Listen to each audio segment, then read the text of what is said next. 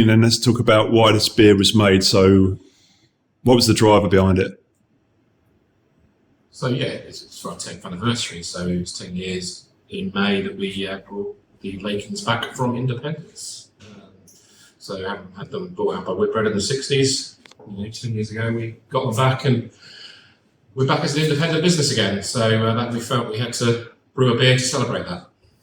I remember one of our first visits, Sean, you came to see me and we were looking at the top development programme, new varieties.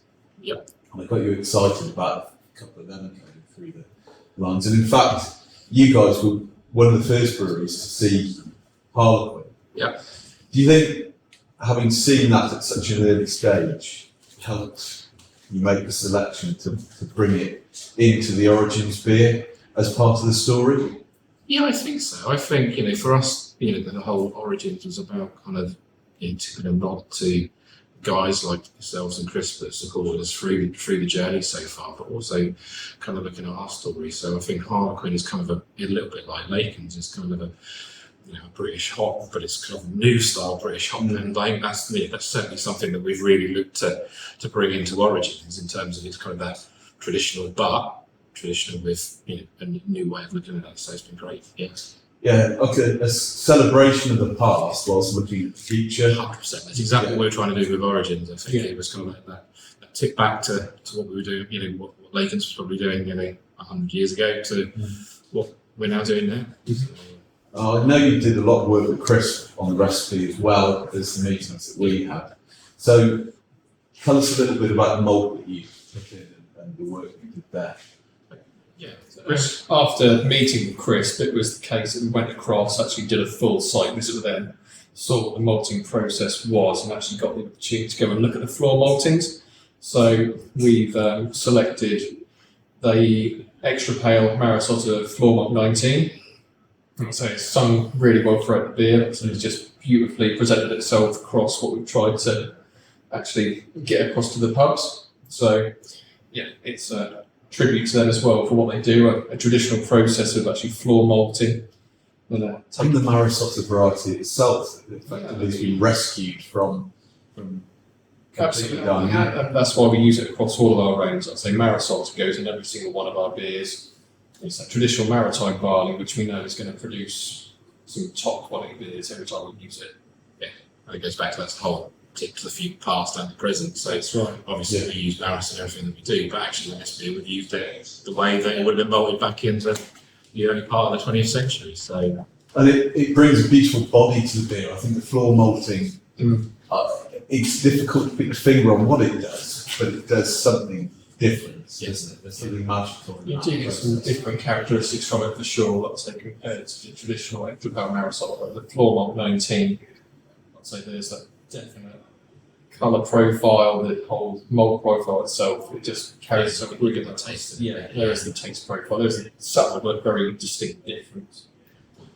So what other malts did you use in the recipe? So it was a combination of the floor malt 19 and some Wheat and Cara Gold for the gold colour.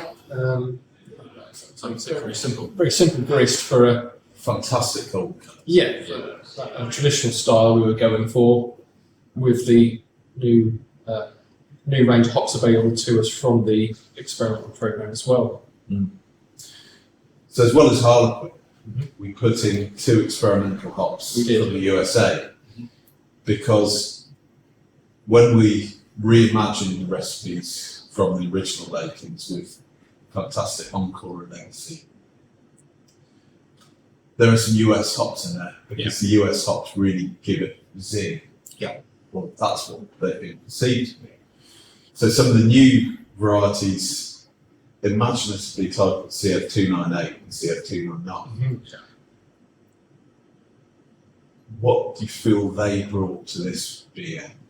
So their characteristics have really come through as well. So they've done exactly what they said on the tin. So we've got some fantastic blueberry kind of notes, some blackberry notes. Like I said, there's full range of flavour in there, but they're just delicately laced together and really carry across the beer.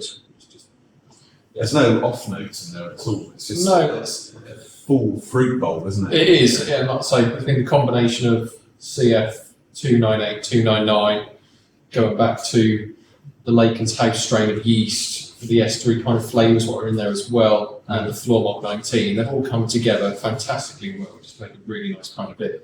Yeah, I'd agree. Cheers. Cheers. So like the next year at Lacons, what's being planned and how's the future? Well, it's great with the expansion.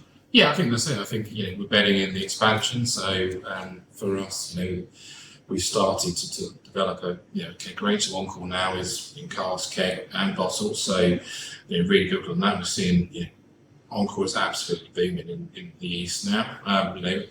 We've got some routes to market into London for that now as well in keg. So that's really exciting. So the expansion will kind of give us that capability in keg, but our key is still cask. That's where we're our strongest.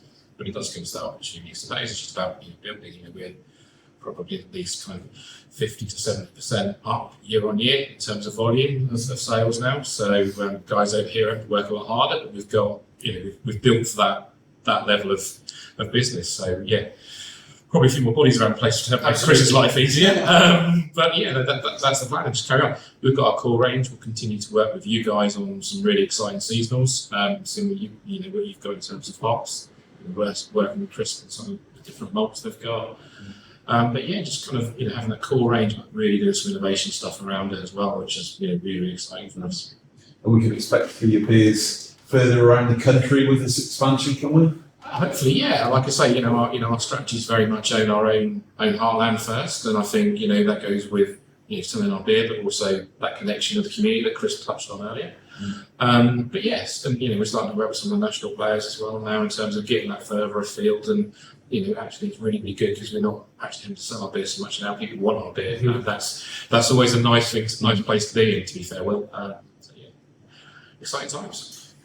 And even more in small pack now that you've got all this in-house. It's going to be a different ball game for us when we're able to offer bottles, cans, mini kegs, an online offering, all those sorts of things. It makes the beer really accessible for every single person who wants to try a pint of Lacons or a can of Lacons. We can offer everything which we produce now in some format which is accessible to just about anyone. That's where we want to be. Beer is for everyone, so it's our long term. Yeah, and like Chris says, the advantage we've got is all of that, it's controlled in-house by us. So, our team, which are a great team over here, control all that. So we know exactly what's going out and how good that is. And we care about it. I think as soon as you start using other people in processes, they don't necessarily have the same care and attention to detail that our guys have here. It's new. It's good.